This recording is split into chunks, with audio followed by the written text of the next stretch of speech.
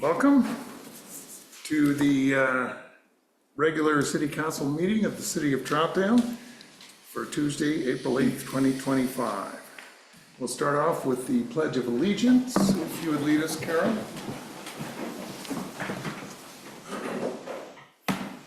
I pledge allegiance to the flag of the United States of America and to the republic for which it stands, one nation, under God, indivisible, with liberty and justice for all.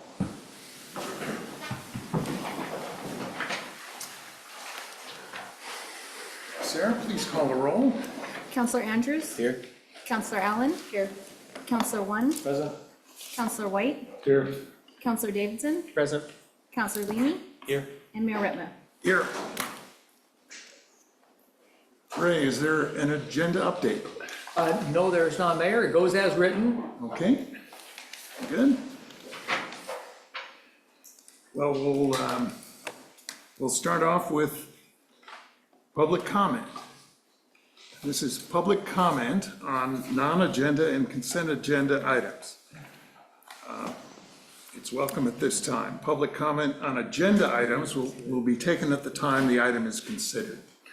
Public comments should be directed to the presiding officer and limited to matters of community interest or related to matters which may or could come before council. Each speaker shall be limited to 5 minutes for each agenda item unless a different amount of time is allowed by the presiding officer with the consent of council. The council and mayor should avoid immediate or protracted responses to citizen comments.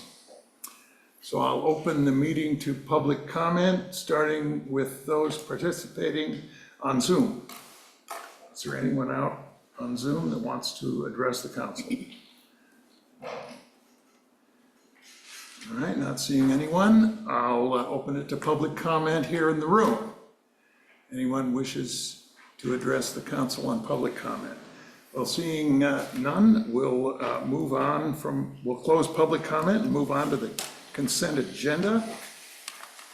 I'll invite you, Carol, to handle that. Okay. 3.1 minutes, February 11th, 2025, City Council regular meeting. 3.2, a resolution naming the new park in development along the west bank of the Sandy River in Troutdale, the Sharon Nesbit Heritage Park. I move to adopt the consent agenda.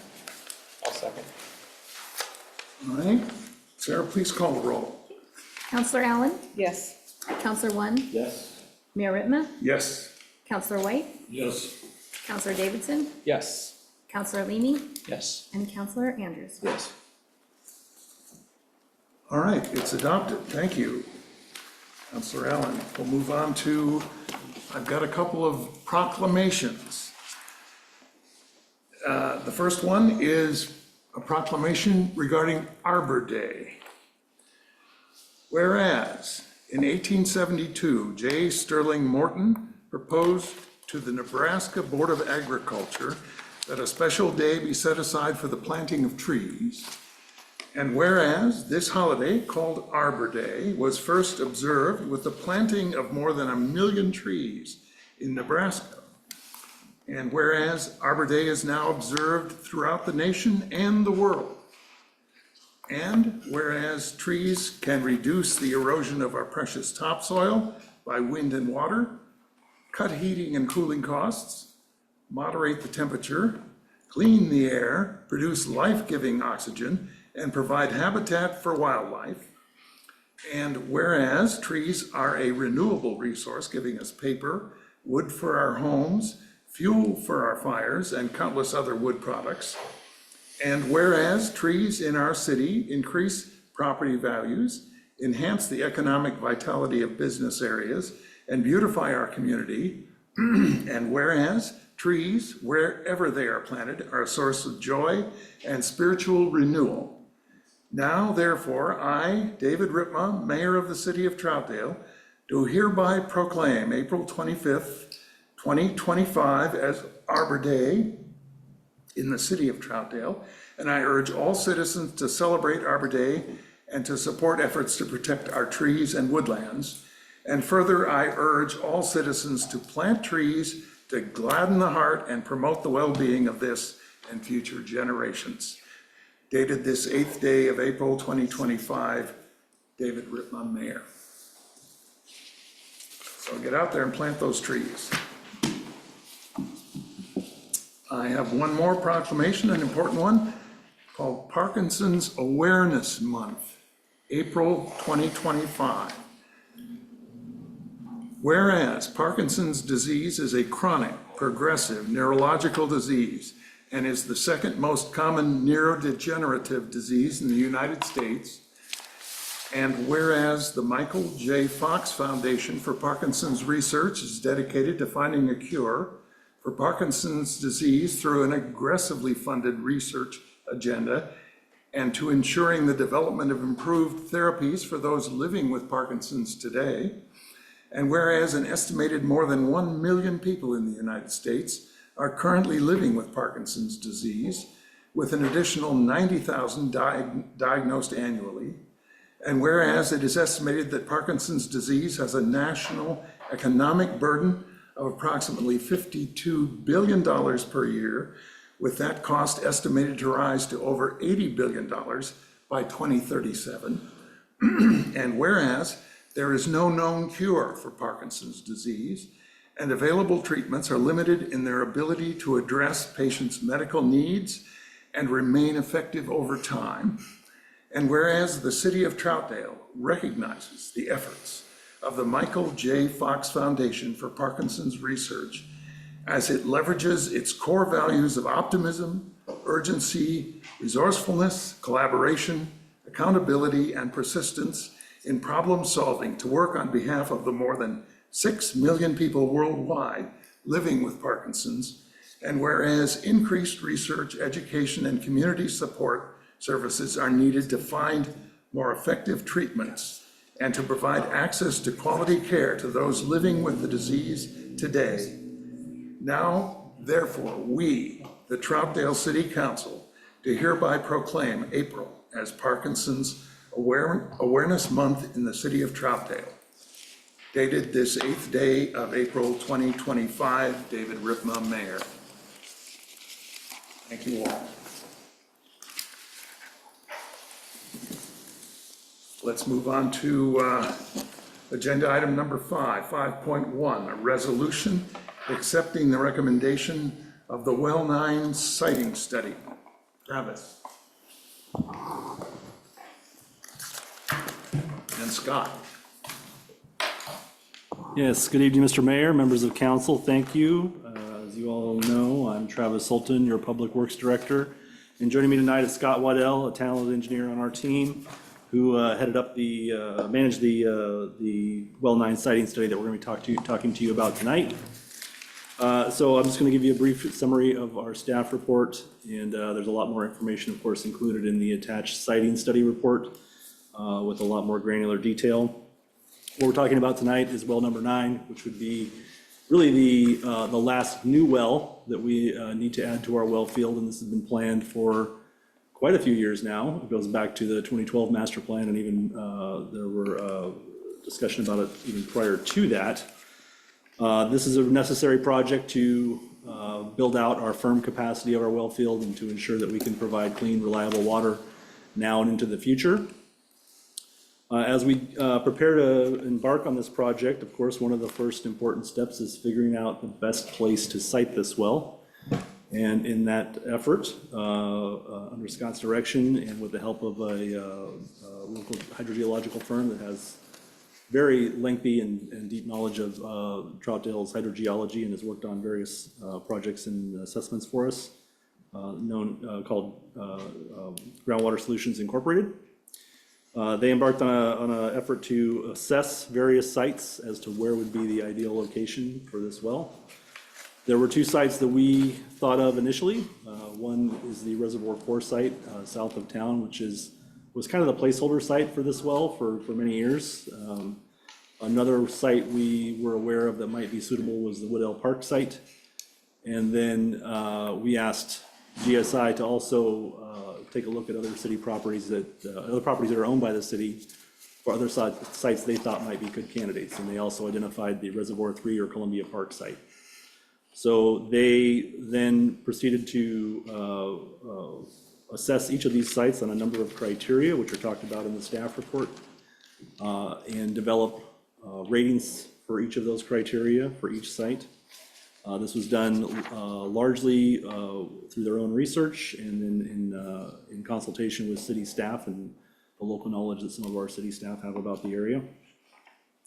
And reviewing various historical documents, geotechnical reports, well logs, all of that is attached to the report, and certainly could someone, if you really want to, could spend a lot of time going through all those old well logs and so forth. In the end, after they compiled all the figures and assessments, they scored each site, and the Woodale Park site was the kind of the clear standout among these sites across all the various criteria. Each site had some strengths, but really Woodale scored well across all criteria, and overall was a pretty clear winner among all the sites. That really was on two fronts, because they scored it initially just raw scoring, and they also consulted with city staff to ask us about how they should weight some of these criteria, what's most important to the city amongst these criteria, and they applied those weighting factors for the final scoring. But really, even before the weighting factors were applied, Woodale Park still was the leading candidate site. The staff report and certainly the siting study go into a little more detail about how they rated each of those criteria and why Woodale scored well. So the final recommendation was to site the well at Woodale Park. City staff supports that recommendation and thinks it's the right decision. And we're here tonight to ask you to accept the recommendations of that siting study, which would then allow us, and Scott particularly, to proceed into a design process to start designing this well project and eventually move on into construction and get this well drilled. The pros of going with Woodale are, I've already talked about. It scores well across all the criteria. The potential negatives of the Woodale site primarily would have to do with neighborhood acceptance. It is in a neighborhood, as many of our wells are, and or some of our wells are. And the folks that live around there may not like having a well house in Woodale Park. First and foremost, it is a city property, and it is an appropriate location. So we certainly think it's the right place to put it, and we would hope that you would agree. And myself and Scott, who's certainly a little bit closer to this study than I was, would be happy to try to answer any questions you have about it. And we would ask you to support this resolution. All right, is that That concludes my staff report, Mr. Mayor. just a question? I always called it Wooddale, the park, but. Well, I guess it's a. Wooddale is probably correct. I assume. I you know. honestly don't know. So I think maybe, that's a dialectical choice potentially. I guess another thing that occurs, the well house, it can be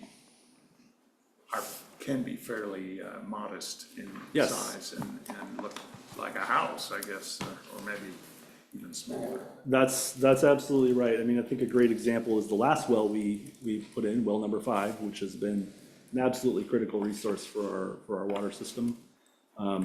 That went into it's not a park property per se, but much like Woodale Park, which really the city obtained because it was originally owned and maintained by an HOA, and the HOA decided they didn't want to deal with it anymore and just kind of gave it over to the city. So it's sort of a de facto park, if you will. Similarly, off Royal Land is where well 5 is located in the Cherry Ridge neighborhood. And there was concern, we knew the neighbors would probably be concerned about, is this going to be unsightly? That was a fairly new neighborhood at the time. So we decided we were going to veer away from sort of the traditional sort of institutional or industrial motif of well houses, which would often be sort of cinder block structures, very basic. And we went to extra effort. We spent a little bit of extra money, and we actually ensured that it looked like basically a smaller version of the houses that were in the neighborhood. And certainly that's the kind of approach we want to take here if aesthetics are a concern for the neighborhood folks. You know, we want to blend in, we want to be unobtrusive. That's our MO in public works, really. We are out here doing the things that people need us to do, but hopefully people don't notice us all that much, and they often don't. I take it a tank or a water tower is not. No, not at this site. We do have in our capital improvement plans for a future reservoir, and that we're I'd say 90% certain that's going to go at the reservoir site along Reservoir 4. There are more constraints on where you put reservoirs because elevation is important. And we went through a process. We actually intended to construct Reservoir 4 or 5 some years ago, and we did run into some land use hangups and decided to put it on the back burner for a while. But when we went through that process, we did a similar process as we did here, and we went through and looked at candidate sites for a reservoir, and that came out clearly on top. Primarily because it's of elevation and the fact that we already own the property there, and they are more obtrusive. A reservoir is a much larger structure. All right, anyone else? Yes. Thank you. Have the residents surrounding the property been notified at all and given option to come speak?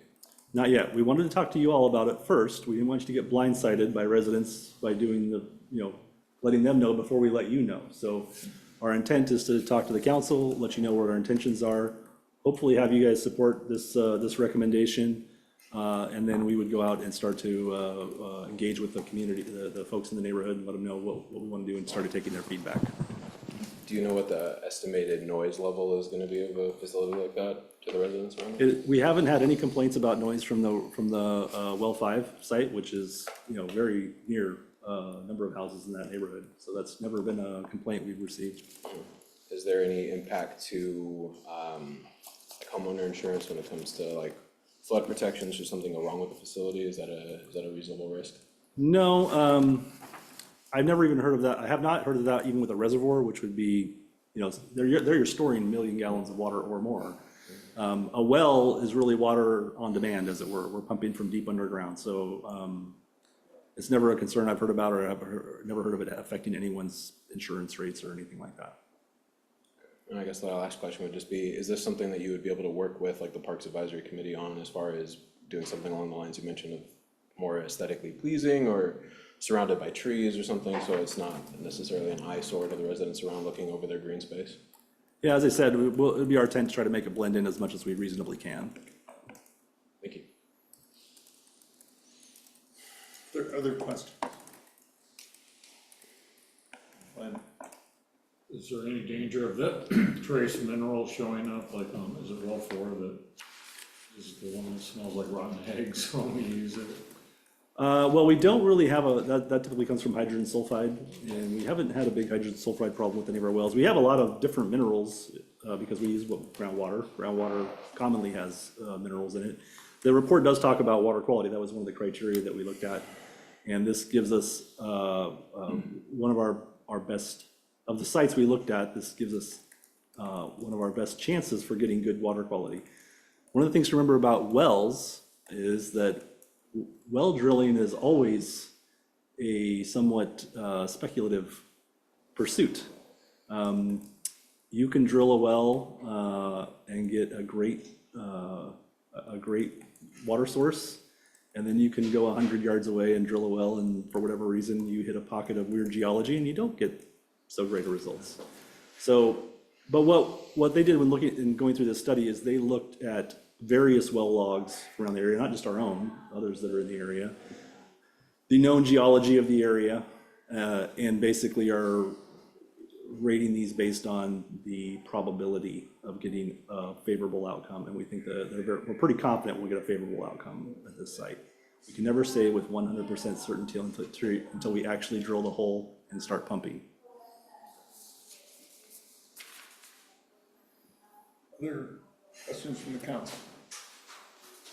I mean, one thing Zach brought up that I think makes me wonder, if we approve this resolution accepting well 9, and then we hear a great hue and cry from the neighborhood, does that mean we're stuck as a council, or can we? No, you're the change our council, mind? you can always change your mind. Yeah. I don't, I don't anticipate Woodall is, or Wooddale, or however you say it, is a very, it's kind of surrounded by houses Right. and not accessible, not heavily used.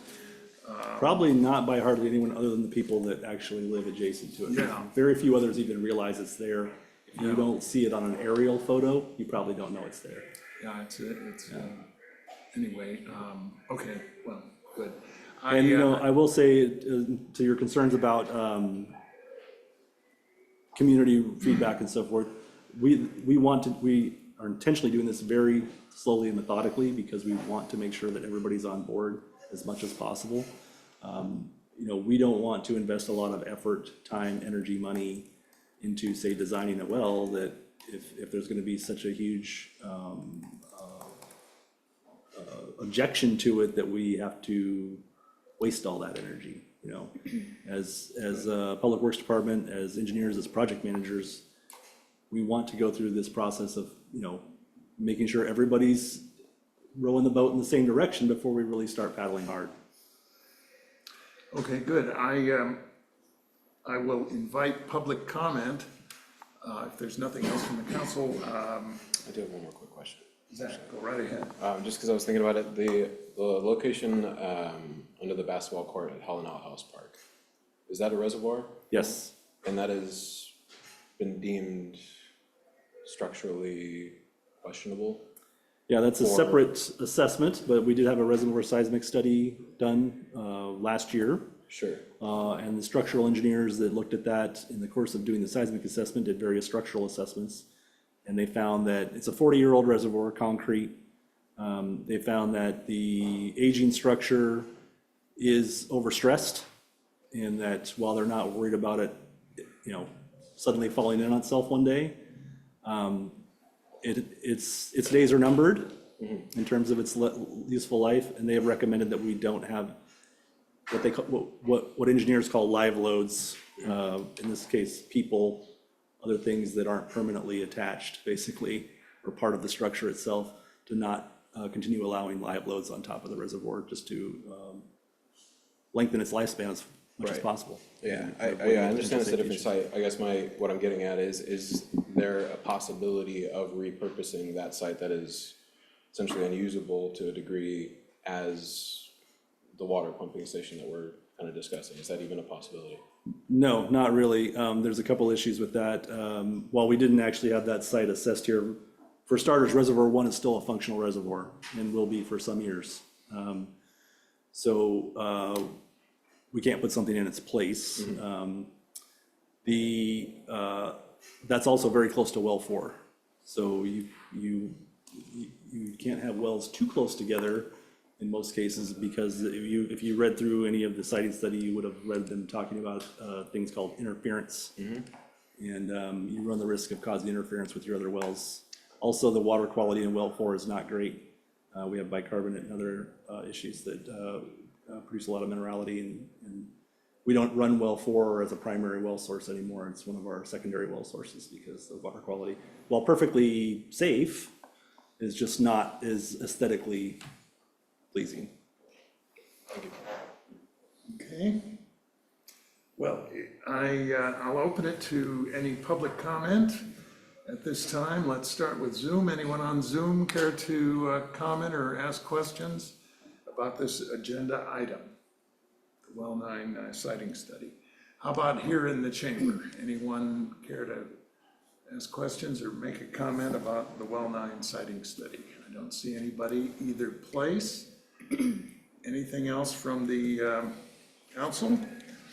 If not, there is a resolution somewhere, that we are being invited to adopt. And I would entertain a motion.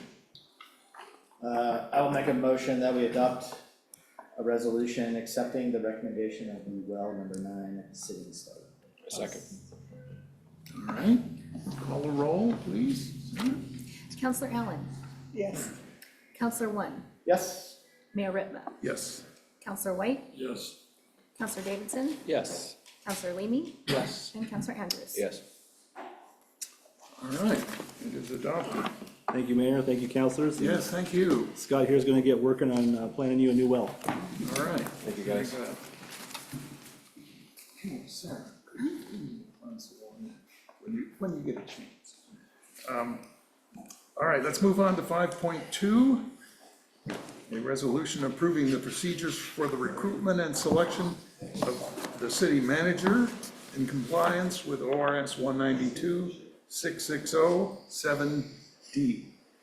And we will be holding a public hearing as part of this agenda item. Yes, Mr. Mayor, thank you for emphasizing that. This is my third, fourth time I've been with you for the last several weeks on the city manager recruitment process. And as we discussed last week in the work session with Jensen Strategies, going through the materials that are included in your packet tonight.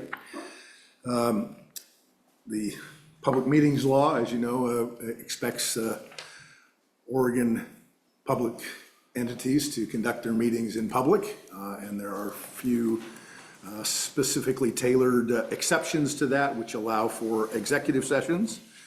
The interview for a chief executive officer is allowed under executive session, but only after certain criteria are met. And part of that is the governing body has to have adopted hiring standards, criteria, and policy directives. And importantly, as the mayor mentioned up front, there needs to be the opportunity for the public to comment on those hiring standards, criteria, et cetera.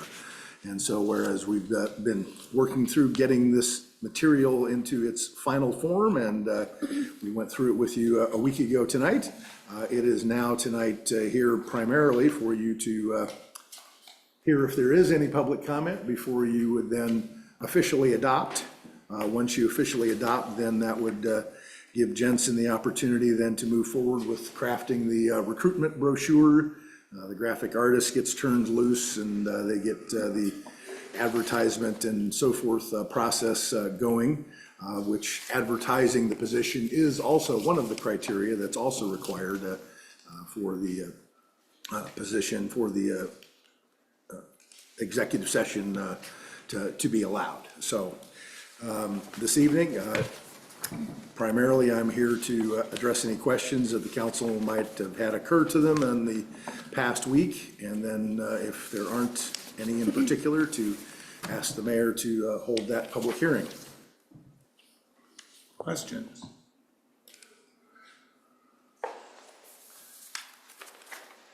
We went over this in quite a bit of detail in a special work session. So, well, if there's no questions from the council, I will open the public hearing on this agenda item. Is there anyone on Zoom that wishes to address the council on the matter of a resolution approving the procedures for recruitment and selection of a city manager in compliance with ORS 192-660-7D? And I don't see anyone. How about here in the chamber? Anyone? This is a public hearing. Anyone wishes to address the council on this matter? All right, well, we have a resolution before us. So I will close the public hearing and proceed on to consideration of this resolution. Do I have a motion? I move to adopt a resolution approving the procedures for the recruitment and selection of the city manager in compliance with ORS 192.660-7D. I'll second it. All right. Sarah? Counselor Allen, Yes. Counselor One, Yes. Mayor Whitma, Yes. Counselor White, Yes. Counselor Davidson, Yes. Counselor Leamy, Yes. and Counselor Andrews. Yes. Thank you, Mr. Mayor. We'll move forward with Jensen Strategies. They'll get the brochure stuff crafted, and it's expected that next week they'll get it finalized and get the position posted and out into their recruitment and advertisement process. Thank you. Thank you. Thank you. Thanks. All right, we'll move on to 5.3 on the agenda, a resolution approving the Comcast Corporation Cable Franchise Agreement. Ray. The city has an IGA, as the staff reports indicates, that we coordinate with the other Multnomah County cities in cooperating together to work with the Mount Hood Cable Regulatory Commission to oversee our franchise with Comcast Cable. As part of that relationship at IGA, the city of Troutdale has sent Norm Thomas as our representative to the commission, who oversees these franchise agreements. And the Mount Hood Regulatory Commission has a contract, IGA, I don't know what it is, with the city of Portland, to where Andrew Spear, who is sitting here, you probably remember him from before, from being on the Mount Hood Community College Board also, but he is the employee at the city of Portland who oversees these contracts. And so tonight is the opportunity for us to approve the 10-year franchise agreement, renewing the last one for another 10 years. And I will turn it over to Mr. Spear and Norm Thomas, who is reclining somewhere in kind of shady light. We don't know where. But... Well, I'm not trying to be shady. It's just that the lighting in my fifth wheel isn't that great. So anyway, sitting here, we're enjoying 90-degree weather. Anyway, I'm Norm Thomas. I represent your representative, City of Troutdale, the Mount Hood Cable Regulatory Commission. And tonight I have Andrew with me to help with the staff report. One other person that had wanted to be here was our chair of the commission, Julie DeGraw, and she offers her apologies. She was not feeling well today and couldn't make it out.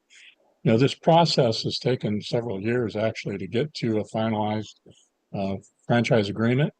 And my hope is that you all will approve it. At that note, I'll leave it with Andrew, and he can give you some of the details. Great. Thank you, Commissioner Thomas. Hi, good evening, everyone, Mayor and Council. My name is Andrew Spear, and I work for the City of Portland, but as part of my duties, I staff the Mount Hood Regulatory Commission on matters relating to the franchise agreement negotiations and cable compliance within the franchise agreement that we operate under. And I have a short presentation for you just to lay out kind of where we've been and refresh on what a franchise even is and just a few practical items. Next slide, please. So just stepping back a little bit from Comcast, a franchise agreement is a one-to-one contract between a jurisdiction and a company, an entity, to access the right-of-way. So, right, our classic ones are PGE or Northwest Natural, right, for electric and natural gas, and then we have telecommunications, telephone, wired telephone, and then cable is part of that also. You'll see on the slide there, the first two bullet points there are kind of very standard across any franchise agreement. 5% of gross revenue fee that's paid to jurisdictions, that goes back in long history of the railroads for crossing through jurisdictions to move their freight. And then we get into the items, the last three bullets there, that really is identifying the uniqueness of cable regulation. And so we have certain areas because of federal cable law that we're able to impose as jurisdictions within the franchise agreements with cable companies that we don't impose, say, for electric or natural gas utilities. And so the one I want to call out there is number 4. That's, and then we'll touch more on that in the following slides. That's the public educational and government fee, and referred to as the PEG fee. And so that, for our discussions, will be something that we'll talk about in percentage terms as well. Next slide, please. This slide is just intended to show where we've been for the last 20 or so years in terms of cable subscribers. So thinking back to the 5% of gross revenue fee on franchise fees, right? So we as jurisdictions earn our revenue on a percentage of gross revenues. And so you can see from the top line there, or the top graph of the slide, that's showing the trend of franchise fees, right? The 5% of gross revenues. And then the bottom chart is tracking the number of subscribers and its decline. And you'll notice that the number of subscribers has fallen at a steeper rate than the franchise revenues, and that's just simply due to price increases going up over time. I noticed in just looking at some data from Comcast that around every 6 to 8 months, there's a price change. Next slide, please. And next slide. So getting to the franchise renewal process that we've been going through with Comcast. So I should step back. We operate currently under the expired franchise agreement, so it's not as though we're not compliant with, any jurisdictional or state or federal law. It just rolls over once the franchise expires, and then you're supposed to be negotiating a renewal, which we've been doing. But the renewal process began in 2020. Just with COVID and staffing changes, things got held up. I was hired in this role in 2023, in March of 2023, and took over responsibilities in negotiating the agreement, and that picked up more in, say, June of 2023 with my colleague at Comcast, Tim Goodman here, who's with me tonight. And then we came to kind of agreement in principle in this fall and as staff, and then presented that in October to the commission. And the commission went through its public process, which, in terms of public meetings and open for public comment. And then we extended the public comment period and also took on additional requests from the commission to make follow-up negotiated items that they wanted to see expanded on, and predominantly in section 5 of the agreement. And so staff did that. So I worked with Tim again at Comcast to, and then my legal support to run through those agreements changes, and then bring back a new agreement to the commission in January, which was approved, or excuse me, which was recommended for approval to the jurisdictions. Next slide, please. This list is just the more detailed list of the items that were material in the agreement. I'd like to call your attention to the PEG fee. The bullet there talks about going from 1.25% to 2.5%. That's just in terms of when I picked it up and where negotiations had been. The current agreement that we operate under today operates at 3% of gross revenues. And so where we have come with the proposal that's before the jurisdictions is a new PEG fee of 2.5%, so a decrease of 0.5%. But just that slide was to say, like, I was working with Tim to bring it up from 2.25%, which was the last remaining proposal. The second bullet there is FCC Order 621. That's really a key factor in the edits that were made from, say, the current operating agreement to the one that's before you today. In 2019, FCC Order 621 was passed. It allowed cable companies the ability to pass on marginal costs associated with providing services. So the best example is Comcast provides services across the county as gratis sites. So thinking of like schools or public buildings with cable television, and so they do that for free. So, Order 621 allows that they can charge the marginal costs for that if they so choose. And so I want to call out too that as part of the current operating agreement, Comcast has the ability to impose those marginal costs on jurisdictions today and has not. So we have some indication with their past behavior and the behavior under this new contract, because franchise agreements include a provision that says, we'll comply with all current state and federal laws. So as laws that apply are updated or revised, we are subject to those as jurisdictions within our franchise agreements. The remaining items are really focusing on just kind of procedural things. I'll just note like the GAAP changes, the generally accounting principles.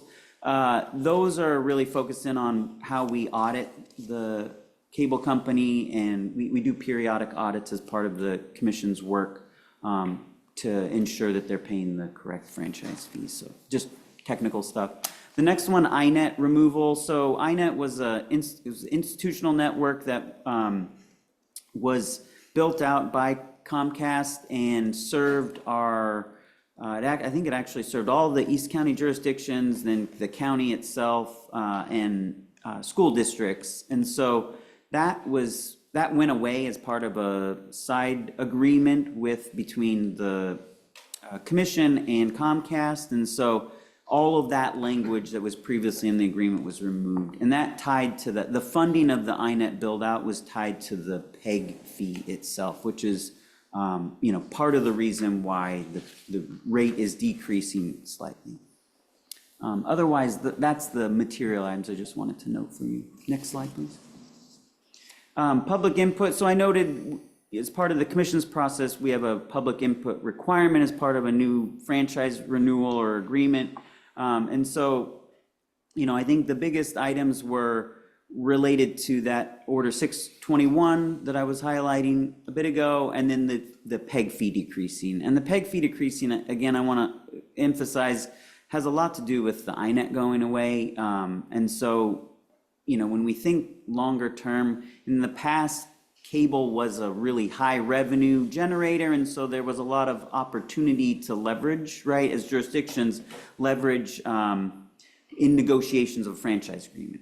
You'll see from those slides earlier, like those days are gone, and so our revenue that we collect isn't the same, and the gross revenues earned by Comcast aren't the same. And so it's really this kind of interesting time we're in as a society on technology, and it's phasing out over time. So there wasn't a lot of leverage points for me as staff working with Comcast on this agreement. And then in terms of the Order 621, I know you've been given comments by the community media centers, and I worked hard to ensure that the PEG fee was where as high as it could go, because part of their funding model is to PEG pays for their capital replacements for PEG-related services. And so just wanting to balance that out. And then the other part around 621, they cite the unknown.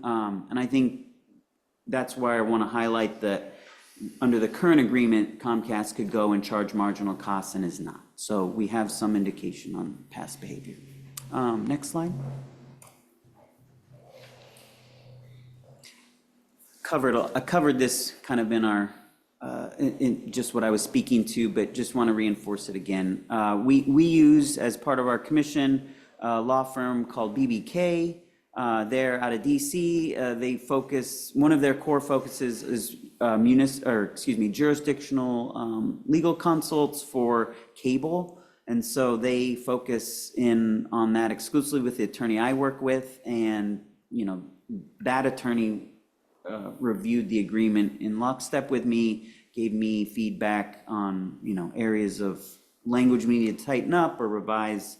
So a very reputable law firm was who was supporting us in this work. And I believe that concludes the slides. So I'm happy to take any questions, or Commissioner Thomas also. All right. Norm, did you want to say anything else? Well, first of all, I want to thank the staff and the Cable Commission for going through all the work to put this together, along with the Comcast. They were outstanding on working with us. So that's just my statements. I know we're the second city looking at to approve this. City of Gresham has approved it already, and hopefully we can go forward. So we're prepared to answer any questions you may have.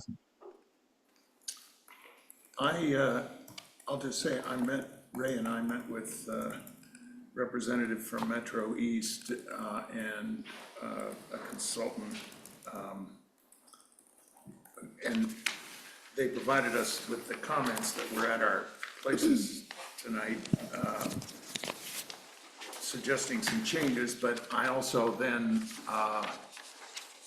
discussed it with Norm, who's been our representative on the Mount Hood Cable Regulatory Commission for years, many years, and done a wonderful job. And he was, his recommendation was this was as good a deal as we were going to be able to get. And I had been directed by the mayor of Wood Village to talk to their rep, Scott Harden, I think is his name. And, because he had apparently voted no, but when I talked to him, he also thought he voted no on some procedural for some reason. I won't put words in his mouth, but once I talked to him, he also thought this was as good a deal as we were gonna be able to get, and he recommended that we support it. So with that, questions from the council? Just real quick, what would be the consequence of us not accepting this or not recommending or whatever? Well, one of the first consequences would be they could shut off cable altogether. And they would have no services until everything was resolved. Is the maximum one. The other ones, if it goes back to negotiations, you could come back with something less.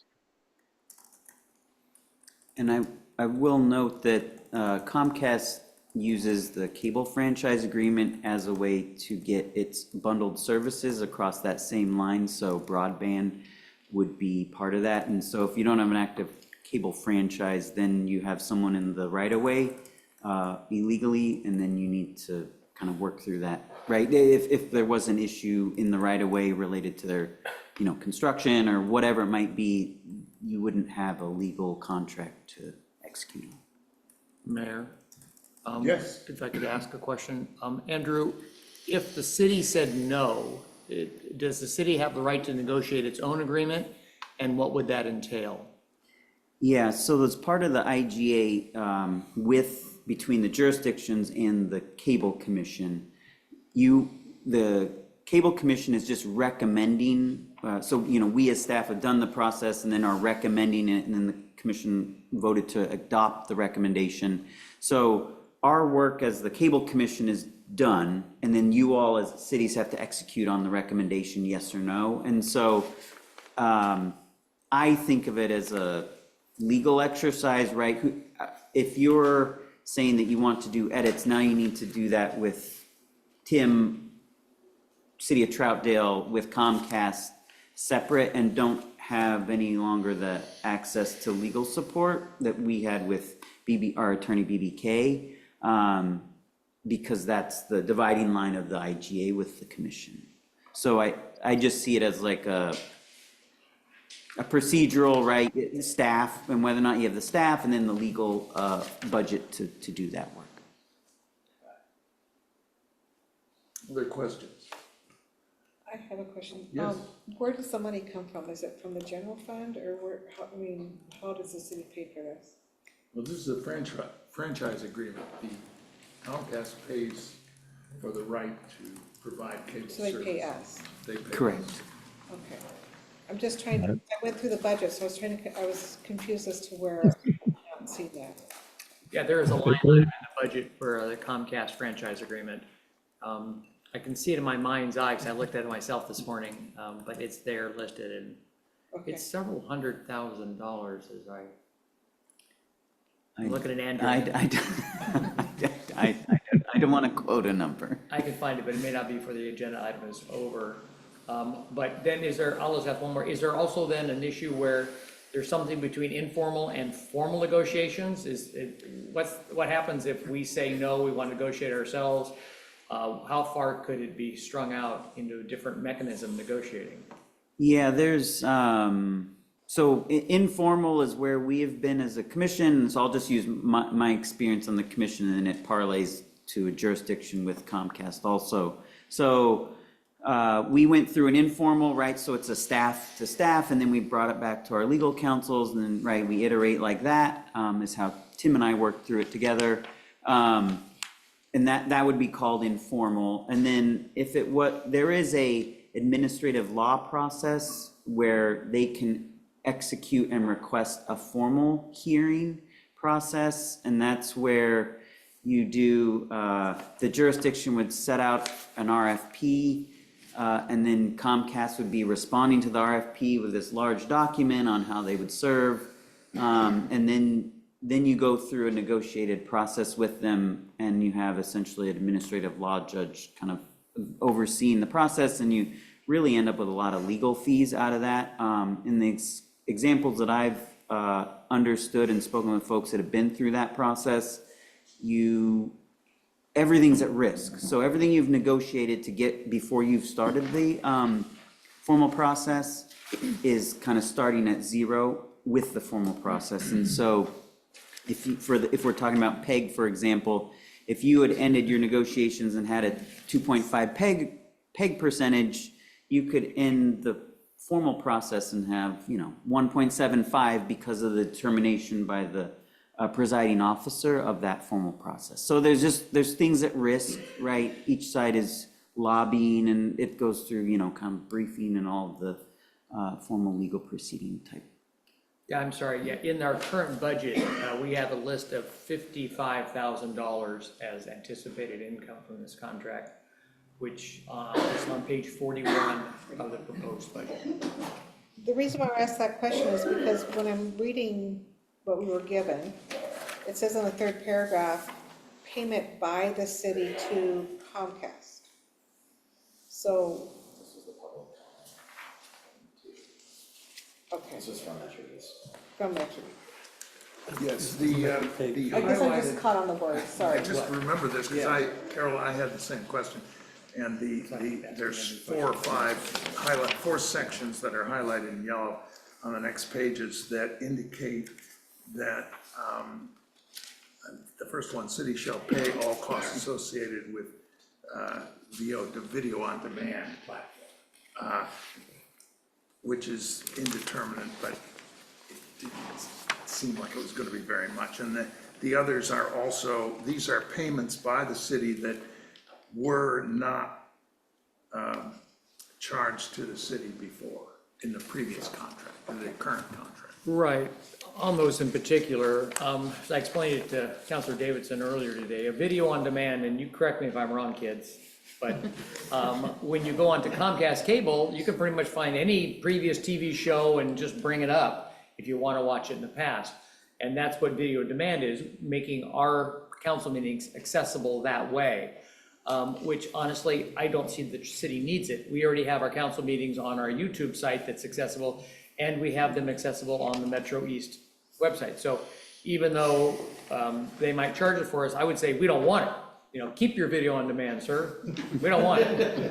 The same thing would be said of their potential to ask us to pay for the programming guide vendor to do our programming guide. And my understanding is what I was told is that when you get onto your cable TV and you see the listing of shows, it says Yellowstone. Okay, what's Yellowstone? Yep, I've been in a cave for 5 years. What's Yellowstone? Well, you click on it, it says, it's a TV show about cattlemen in Montana killing each other, right? Oh, that's what that show is. Well, what this allows us to do is Troutdale City Council, click on it, and it'll say Troutdale City Council. It's self-explanatory on the listing. Am I correctly describing what that, again, we don't want that service anyway. It doesn't add anything for our citizens because they can also get that through our own live feed or our own feed that's available on our YouTube page. So, and they have to give us 4 months notice before they do it on any of these charges. And it doesn't seem like, from my understanding of talking to everybody, that even if they did want to charge us on those ones, it would be minimal and not for us to be too concerned about. Famous last words. Yeah, in terms of the program guide example, the closest example I have is of a jurisdiction, and they cover 6 channels, and they are charged around $3,700 per year. And so that's spread out across all the member jurisdictions, which comes to, possibly hundreds a month, if that. We don't actually pay. It comes out of our franchise fee before we get it. Yeah, correct. Mr. Mayor? Yes, Norm, go ahead. Yeah, one thing to kind of keep in mind is out of that 5% we collect in franchise fees, 60% of that goes to Metro East and 40% comes to the city. So in essence, Metro East is being funded by the city already. My only question would be, it seems like Metro East was concerned that their revenue or what they're getting in funding would be decreased from the new contract, and I, like you guys. Right, but that has more to do with subscriber counts than anything. Okay, I just wanna make sure that I'm understanding what their main Mhm. concern was, is that? Like, Yes, that was, That was their that would, I concern. would say that was the main Okay. concern. And- And, you know, I'll just add that Yeah. it was, as, still considered to be as good as we were Sure. gonna get. Yeah, for okay. them. And okay. That's, Yes, Zach. Thanks. It's been said now a couple times, I guess it's as good a deal as we're gonna get. I imagine this is also inclusive of any other option we have, like, I mean, I don't even know what that would entail, other than like Ziply Fiber in the Pacific Northwest, but just because in the interest of options, what kind of comparisons are we looking at there between like either, obviously, we haven't gone down a negotiation road yet, but what kind of rates would you be expecting if you're saying this is as good as it's gonna get, I guess is my question. So in terms of the county, there's only one cable provider. Ziply Fiber is removing itself from the cable market, and there should be actually another forthcoming resolution to you all about them ending their cable franchise in the coming months. But so Comcast is the last remaining cable provider. one. Yeah, and so I think that just speaks to the nature of the technology and the subscribership decreasing, right? Yeah, thank you. Other questions? All right, well, before we adopt the resolution, or consider it anyway, let me open it to public comment. Does anyone out in Zoom wish to address the council on this matter? Seeing no one, does anyone in the chamber here wish to address the council on this matter? Seeing no one, any further questions from council? All right, well, the matters before us, there's a resolution in the packet. I invite, I'll make a motion that we adopt a resolution approving the Comcast Corporation cable franchise agreements. I'll second it. all right, Sarah? Okay. Counselor Allen, Yes. Counselor One, Yeah, yes. Mayor Ritma, Yes. Counselor White, Yes. Counselor Davidson, Yes. Counselor Leamy, Yes. Counselor Andrews. Yes. All right, adopted. Well, we next have an update from the Bureau of Emergency Communications, BOEC. Bob Kazi.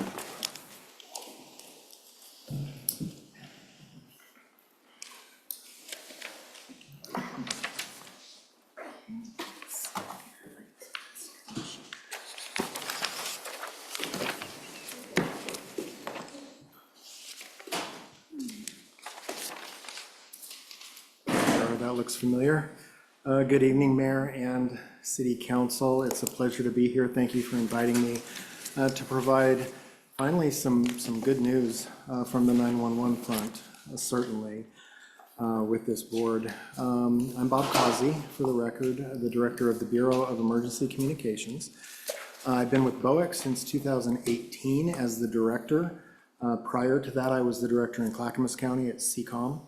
And before that, I was at BOEC as the training manager, 2003 to 2005 timeframe. Started my career in Colorado as a 911 call taker and dispatcher. And through the course of time and chance, I'm before you tonight, so it is a pleasure.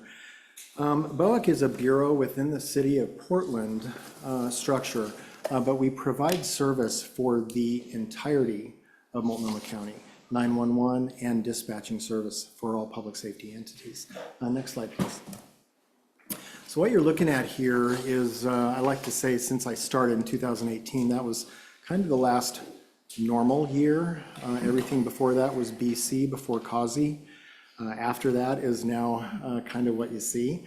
We all know what we went through in terms of social unrest, COVID, and you can see the proof there in the impact with increase in 911 calls, particularly a really big jump from 2018 to 2019. Believe it or not, we were able to absorb that jump, and our call answering times actually improved. After that, though, from 2020 to 2021, with a 21% increase in 911 calls, that's when things really started getting difficult. And I was before this council a couple times, actually, sharing the difficult news. And now I'm happy to share some really promising news.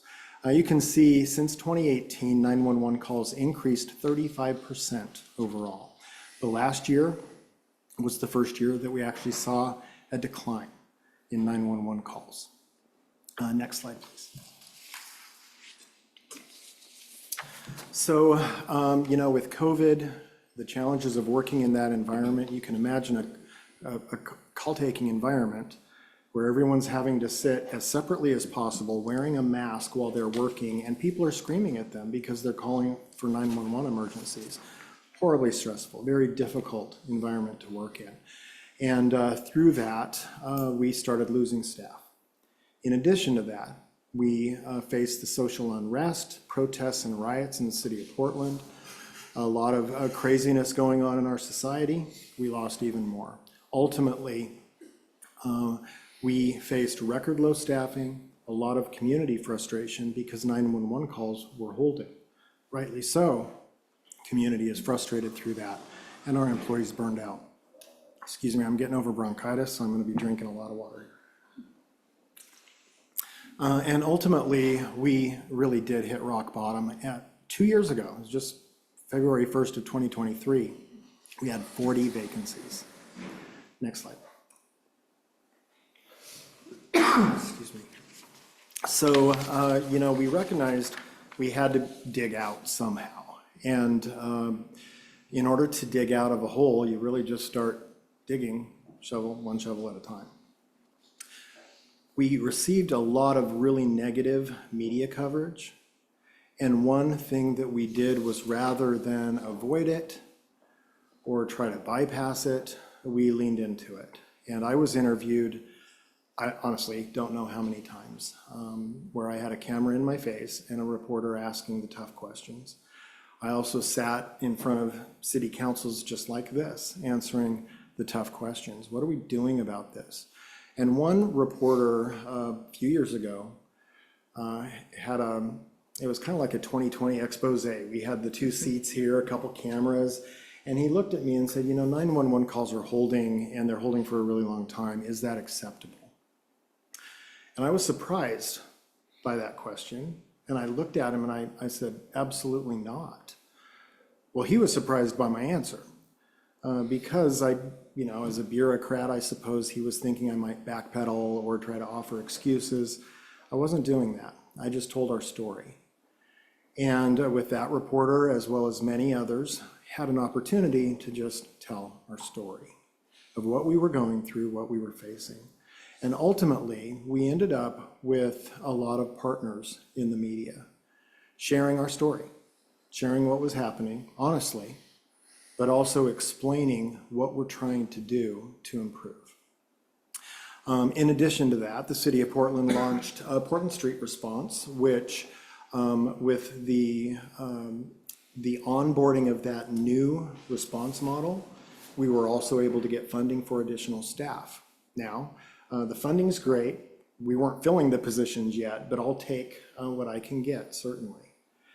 We also introduced some new technology. The technology, you're looking at kind of alphabet soup there, ASAP to PSAP, is an alarm company protocol, basically, that allows alarm companies to, rather than have to call us and use up a resource of our call taker, they can actually type in their computer and it interfaces directly with our computer. So our dispatcher would see an alarm call on their screen rather than having to go through the time and the weight of call processing. In addition to that, the AAC stands for Automated Abandoned Callback. And that's when folks call 911 and they hang up for one reason or another. Oftentimes it's because they call accidentally and realize, oh, I didn't mean to do that. So they hang up. This is my opportunity for public education right now is don't hang up, because we have to call you back. And that takes resources. It takes a call taker out of duty to call folks back. Well, during that time frame, we also implemented this technology that the phone system will automatically call a caller back. And it has helped, actually. The problem with it, even though it's reduced our workload a bit, is it'll call folks back. Inevitably, about 80% of the time, people think it's a robocall, and they don't answer. So when they do answer, it asks a very simple question. It says, basically, you called 911. Do you have an emergency? Press 1 if you do. And people will press 1 if they have the emergency. It'll bring them back into the queue, and a call taker can process the call. If they don't, they can press 2, and that counts as the callback. Mentioned earlier, though, a lot of folks think it's a robocall, so they don't answer. Well, the system will call them a second time, and if they don't answer that second time, it still puts them back in our queue, and we have to call them back. But it does alleviate, believe it or not, in a month, about 40 hours of work in that given month. Same thing with the alarm company protocol. So you're looking at, half of an FTE in a given month across the board. We also implemented non-emergency phone triage, and that was really one of the biggest complaints we had. 911 calls we're holding, that's our priority. Non-emergency calls we're also holding a really, really long time. You'll see in a future slide, it averaged at the peak about 14, 15 minutes. That really doesn't tell the story, because that was the average. What I heard from folks, and particularly during busy times, non-emergency calls were holding for well over an hour. And that's what I was hearing most of the time.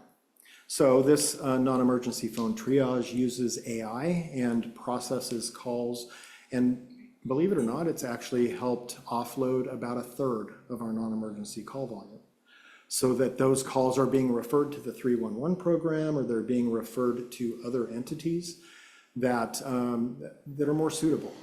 Folks tend to call non-emergency dispatch kind of as a catch-all for everything. In addition to that, the city of Portland expanded 311, so that helped alleviate some of our non-emergency workload as well. Next slide. So we really put in a lot of work to focus on increasing staffing. We had 14 back-to-back academies, and when I say back-to-back, I mean literally one academy would graduate, and the following Monday we'd be hiring the new group. We, through this time frame, onboarded 106 people with about a 74% retention rate, which is really good in public safety dispatch, for sure. We also prioritized training. Now, during the peak of the social unrest, we thought it was going to be a blip, that things were going to get back to normal. But what we noticed was that we really haven't reached that normal from 2018 or even 2019. We're still really high in terms of our 911 call volume. Thinking that it was temporary, we decided to take our trainees who were certified in call taking and stop their training in police dispatch or fire dispatch, so they could focus on answering phones, so we could provide better call answering service. Problem was, the problem persisted and ultimately delayed our trainees getting through their training program. So we really had to make a tough decision to allow our trainees to go back into training, which meant longer wait times on 911, but we had to focus on getting our folks through the training program. So that's one way we prioritize training in our daily staffing. In addition to that, recognizing that the coaches are doing a lot of work We had a ton of trainees on the floor and a lot of coaches or trainers teaching them the ropes. We recognized that they needed additional pay, basically. So we provided additional premiums for them during that time frame, as well as recognizing that we needed to onboard more coaches because we were bringing on so many trainees. Next slide, please. So some of the strategies I mentioned earlier, we rode the wave of bad press. We had a lot of it, but we leaned into it rather than avoiding it. We partnered with public information officers from across the region, certainly to help spread the word for us. All of our outreach, community outreach in public entities, any kind of neighborhood gatherings, we treated all of those as potential recruitment outreach events. And we'd bring all our materials with us and just plant seeds, let folks know. We were pretty much always hiring anyway, so that was easy. When we'd turn one recruitment off, we would turn a new one on and gather all of the names. Some of these efforts were so successful that our last 3 full recruitments have netted over 400 applicants each time. Whereas before, we were possibly getting about 80 to 100. And inevitably, I would meet with the trainees on the first day of academy and ask them, why are you here? What attracted you to this profession? And there'd usually be at least one person that would say, Bob, I saw you on TV and I want to be part of the solution. And that's encouraging. And obviously the media was doing their job getting the word out for us, even if it felt embarrassing at the time. We also encouraged employees to help. They are our best recruiters, and they would get out there in the community, people that they know, people they believe could be successful in this profession, and encourage them to apply. And we have a lot of new folks at our center that are tied directly to another employee. Next slide. We also expanded the ways that people can find us. That QR code in the middle actually works. It goes right to our website and helps folks kind of navigate the recruitment process. We also are actively recruiting we can see in Spanish, the Spanish language in that case. Doesn't mean we're looking necessarily for people who only speak Spanish, because we need people who speak English. But oftentimes, there's family members who will see that flyer and know someone who speaks English and Spanish. And then we get a little bit more bang for the buck right there. Next slide. We also really shifted our focus. It's really common, I think pretty much in any profession, we all want the unicorn. We want that perfect employee. But I think it's important, certainly in my profession, to recognize that perfect employee is few and far between. What we're really looking for is someone who can be trained, but who has a very high degree of emotional intelligence, who can handle the pressure, who can handle the challenges, and can get along with others in the workplace. And that's what we're focusing on. That's what we have been focusing on. And I'll tell you what, it's really panned out. You'll see on another slide just where we're at. We also, that last point there, recognize that we shouldn't allow candidates to come in for a tour too soon. What we discovered was that it would scare people away, because they'd come onto the ops floor for a tour and we'd think, hey, we're sharing our job. You can kind of see what this is all about and decide if you want to apply. It was scaring them because our folks function at such a high level. New folks coming in look at that and go, there's no way on earth I can do that. That's for somebody else, not me. So now we don't let them come in for a tour until much later in the process, after we've had some time with them through the recruitment process, answering questions, and hopefully alleviating some of their fears and their worries. Next slide. So the staffing chart kind of shows at the far left side where our staffing was mid-2022. we had 65 fully certified staff out of 138.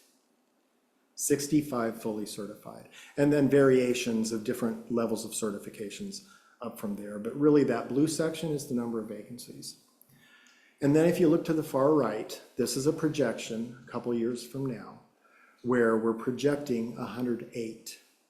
Right now, about where that arrow is, we're sitting at 93 fully certified staff. Basically, almost 30 more fully certified staff than we were a few years ago. And we pretty much have almost all of our positions filled. I almost hit the button. So this is looking at a yearly average from 2018. Some spaghetti on the wall there, I know, but if you look at the red line, that's the average 911 call wait time. 22 seconds back in 2018 when I started.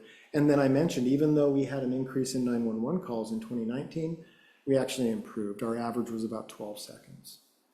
And then things started going awry and started creeping back up. And you can see at the peak in 2022, 65-second average. That's an average wait time for 911. So imagine, when somebody calls on the worst day of their life, they're terrified, something bad has happened. How many rings would you want to hear?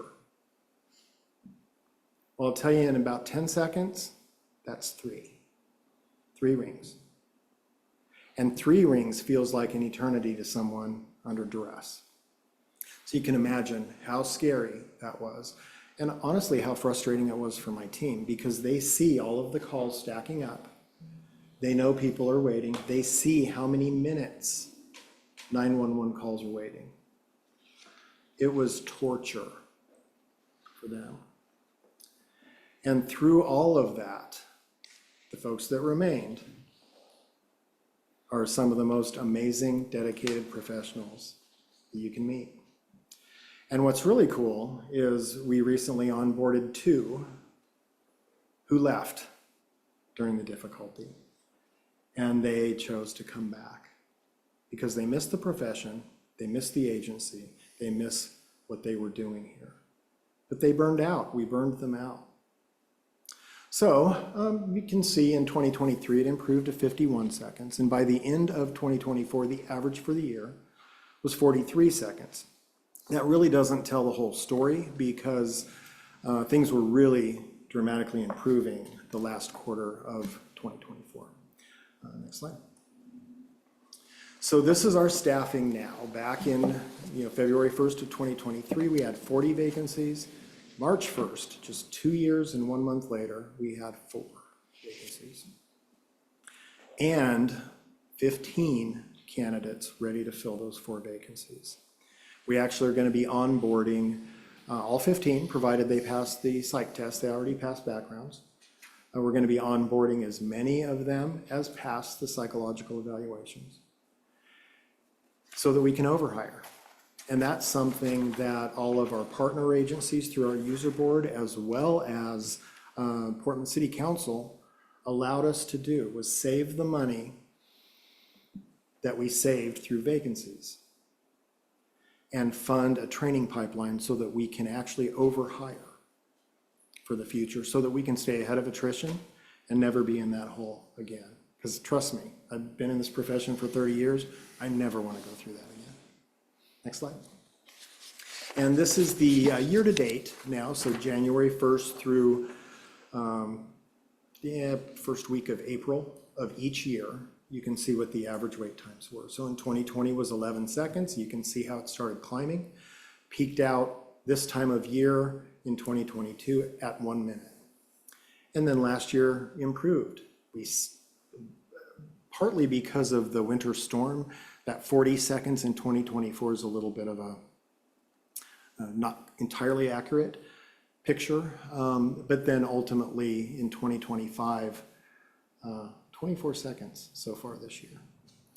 I estimate that because we are seeing pretty regular certifications of our trainees now. We have a lot of them in the pipeline in various stages of training, all the way from brand new academy, learning 911, learning police dispatch, learning fire dispatch. And through all of that, we're celebrating some kind of certification about every other week or so. Next slide. So the average non-emergency wait times. Now this is, wow, you know, I mentioned earlier, the average in 2022 was 14 minutes and 44 seconds. It didn't feel like that for a lot of folks. I know it wasn't their experience. Nighttime, maybe it was, 5 seconds.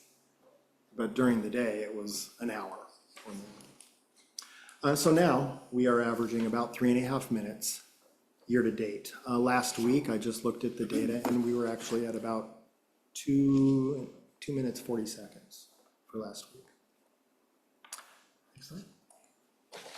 And that's my presentation. Well, thank you.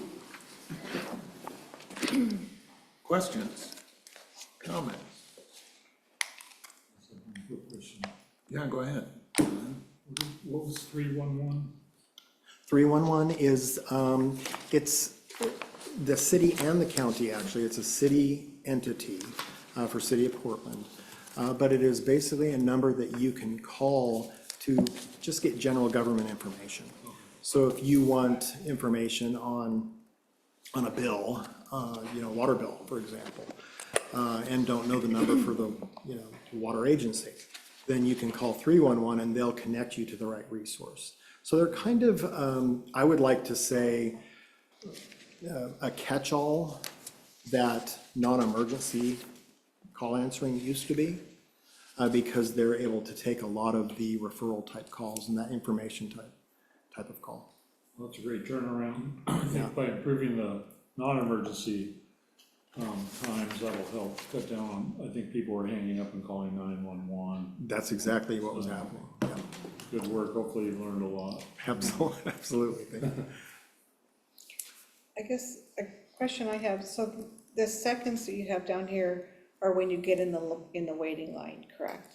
Yeah, so when you call 911, once the phone, once you hit 911 and it connects you through, it starts counting at that point. Okay, because I know people who, and I have personally waited 14, 15 minutes before I even get a 911 person on the phone. Yeah.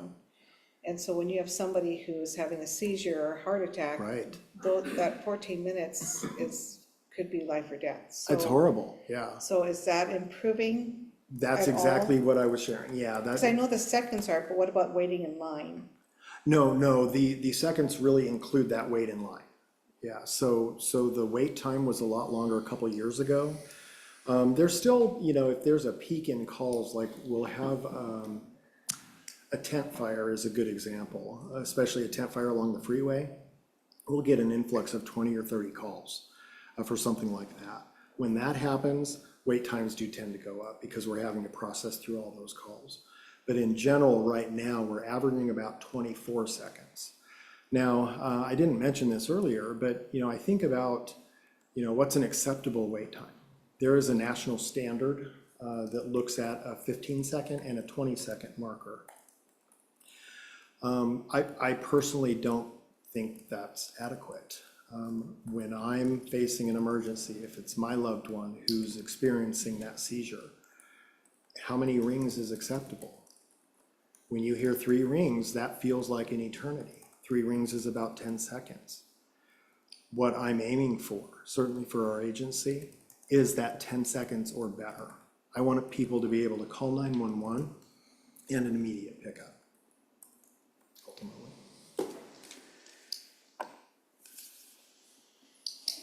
Do you break down the call pickup time based on like day, night?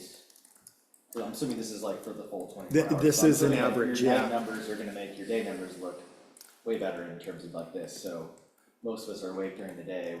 Is there, during those main day hours, whatever you wanna pick, what's the Yeah, average? we certainly could, but we also staff up more during the day. We have a lot more staff in the middle of the day than we do in the middle of the night. So believe it or not, the wait times are pretty close, day or night. Yes.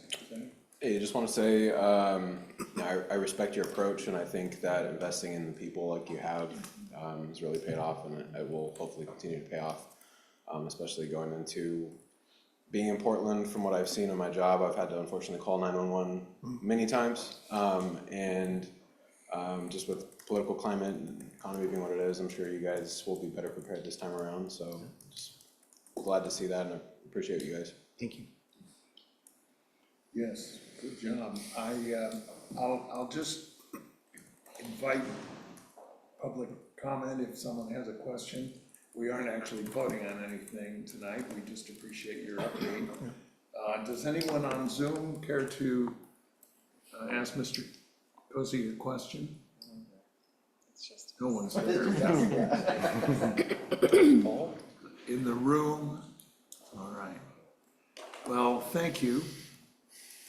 Absolutely, my And pleasure. Thanks for the update, for introducing yourselves to the council, which has changed a bit since the last time you were here, and for such a good report. I mean, good job. Thank you. All right, thanks. We'll move on to staff communications. Thank you, Mayor. First of all, as Travis alluded to earlier, the basketball court there at 7th near Helen Aldous Park, because of the structural issues, they've been told, stop using the basketball court. So indefinitely, that's going to be blocked off, just so if anybody asks, it's because we don't want you to go swimming while you're playing basketball, so it's better to stay off it. Number two, don't forget, another meeting tomorrow night, yay! 6 o'clock at Wood Village City Hall. We'll be discussing our fire contract options and proposals for you, so that will be an interesting discussion, and we're doing all 3 cities because we're all on the same contract. We do it together, and the 3 city managers have been working together, and so tomorrow night is your opportunity to process it all with the other 2 city councils. Number 3, on the 17th, the TCAB is going to be looking at the one proposal we got for development in the URA. Good news, bad news. Bad news is only one. Good news is it's a very good comprehensive proposal from somebody who's involved before and they still want to be involved. You've been sent the RFQ from Ethos. Go ahead and review it. Go ahead and watch the TCAB meeting on the 17th by Zoom if you want to, but as usual, please don't make any comments, at the meeting, because you will be asked to make a decision actually later on, and you don't want to prejudice yourself by getting too involved in discussion. And as we've explained to several of you before, but when a city committee gets a city council member stating opinions, it sometimes has a way of influencing them, because, oh, this is what the city council thinks. So that's why we prefer, listen all you want, but withhold any comments or involvement until it actually comes in front of you. Number 4, joys of meetings in the month of April. Next week on Wednesday, we have our budget committee meeting starting at 6 here. Yes, Eric's leading the charge. You have received the budgets. Unlike a lot of agencies, we get it out to you in a reasonable amount of time, over 10 days in advance. And if you have any questions, I know some of you are new at this, get me your questions as soon as possible. Preferably by Friday, because we do our best before we start to answer all your questions, so that we don't spend a lot of time in the meeting asking a lot of questions that, I don't mean they're trivial, but they're small little nits and gnats, and we'd rather get those out of the way ahead of time. I already have questions from Jean and Paul, so I want you to know you're all kind of behind the curve on that one. Not that it's unexpected from Jean and Paul, but so please get me those questions, but we'll see you on Monday night for that one. And finally, try to recruit some of your friends, family, neighbors, enemies, whatever, to city committees. The deadline is 2 weeks from Friday on the 25th of April. So we'd love to get a good pool of people to want to be involved in city committees. So that's all I have, Mr. Mayor, sir. Okay, thank you. We'll go on to council communications. Carol? Jeffrey, anything? Again, I like to say that there are tens of people watching. Just in general, I think we, as a public safety working group and the group here will have had a lot of tough decisions to make concerning our public safety we put a lot of time and effort into it. And I think that we are equally as frustrated as probably the community is without answers and a resolution right at this point, but we're working very hard to provide the best safety for the city that it possibly can. And so while we're having to be patient and frustrated at the same time, just know that we are striving to make do the best that we can for the city and what they deserve. Hopefully the rain stops someday. That would be great. That's all I got. All right, I think I'll pass. Oh, I just wanted to congratulate Erica Palmer on her wildfire safety update at Sandy Palisades and Llewellyn Park. I saw Zach there and John, and it was well attended by the residents. I think there was over 100 people there, and he did a good job. And I was going to thank Tiffany Long, the chair of our Public Safety Advisory Committee, or Parks Committee, excuse me, was there, along with Frank Stevens. And I noticed the property for sale in the RV park, it's at the north end. It's like a 5-acre parcel, and I thought maybe it'd be a good idea to contact Grand Ron since they purchased that beach there that the city owned. And they might want to expand, like, I know they want to use it for ceremonies and fishing and that sort of activity. It's Ted Culfer's property. Right, and for the Grand Ron tribe, they've been slow in that. You know, we were never selling them the property. We were going to give them a license to use it, since it's not something that we use. And so they haven't really, they'll get around to it when they get around to it. They've been great partners with us to do things. I also know that Metro is looking at that to purchase it potentially with their open space monies that we all gave them years ago. So I know it's on Metro's radar screen, but I will mention it to the tribe also, just in case they're interested too. I think because for the benefit of the city, Metro keeping as open space or Grand Ron keeping it as tribal space, because it would be great for all their uses, because they don't have access to good river frontage to do tribal stuff. So, and I don't think, oh, Erica's not here, but she's checking, I don't think it's even developable because if it's in the floodplain. Yeah. So it would just Most of have to it's be in open the space, yeah. floodplain, so that's why I thought it'd Yeah. be I- better suited for the tribe, Yeah. because they could, Yeah, it would include the community too in their events. I'll drop that hint. All right, Thank and then, we wrote the letter to ODFW, or Ray did, so and they actually listened to us, so that was great that they opened it up, for smell dipping, and thought maybe we could do a follow-up, like a thank you letter or something, if you have time. That's all I have. Did we skip 3.2? Were we gonna cover Well, if I Sharon did, Nesbit, Park? Oh, no, it was there, it was there, it was in the consent Consent agenda. agenda we approved. Carol- That's not Carol something read we that. were gonna vote on today, though. We did. We vote on did it. vote on it, it was, You voted we had agreed that we were going to do the naming. Okay, I'm with therefore, you. We weren't gonna have a big, I'm with you. another. big, Okay, we weren't gonna discuss it show. individually. Well, you're welcome to Jesse comment on Davidson it. Trail. Yeah, now's the time. No, I would not change my vote. I'm happy that happened for her. And she sounds like a wonderful cornerstone of the community, so I'm happy to make my vote for that. Good. So. You did vote for it. But I agree. Yes. I agree. John? You're in my shoes. Huh? In spite of scrambling my brains this weekend, cracking my skull, I still remember back when we were talking about the property next door, that we had agreed not to put a driveway on 4th Street. That was going to be a gated entrance, emergency only. And it's my understanding that there's going to be an entrance here and an entrance on 4th Street, right? Am I I don't crazy? remember that. I agree with you, I don't remember that. This is part of the Home Forward Right. development.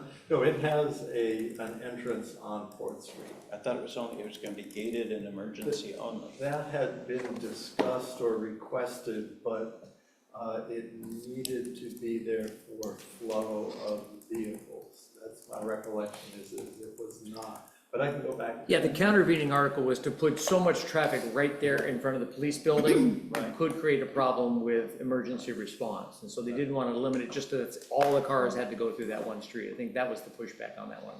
Yeah, because I had thought that we had told Fourth Street, or the Fourth Street people were promised or told that that would be a gated only. What we will be doing as soon as it gets full of people is evaluating that street and talking to Public Works. I go down that street fairly often. Right now with workers, it can't exist for long, being both sides with cars, because it's really hard to get by. And so I've talked to Travis and we've discussed it may be a situation where one side of the street is no parking, or we do permit parking on that street, so only people who live in a house there, we have some kind of policy like that. So those are all the tools we have in the toolbox. We'll just kind of wait and see what happens when people move in, to see what the impact is. I do recall having heard those conversations about looking at the parking, because it is a narrow street and probably not going to allow parking on both sides. I'm pretty sure we talked seriously about. Right, Yeah. I remember that too. You're not crazy, I remember that saying. Yeah. Right. Your head's still intact, it's good. It's just stapled I together. remember Adrian Kester was asked that question more than once. Yeah. Right. All right, John, Zach? Yep, if you end up getting a card signed for the smell dip thing, I will be happy to sign it, or any birthday cards you guys have for staff, just to show appreciation anytime. If you guys wanna do that on a monthly basis, maybe we could do something like that, just pass it around, but, otherwise, I'm good. Thank you, guys. Make a motion, we adjourn. Second? All in favor, say aye. Aye. Any opposed? We are adjourned.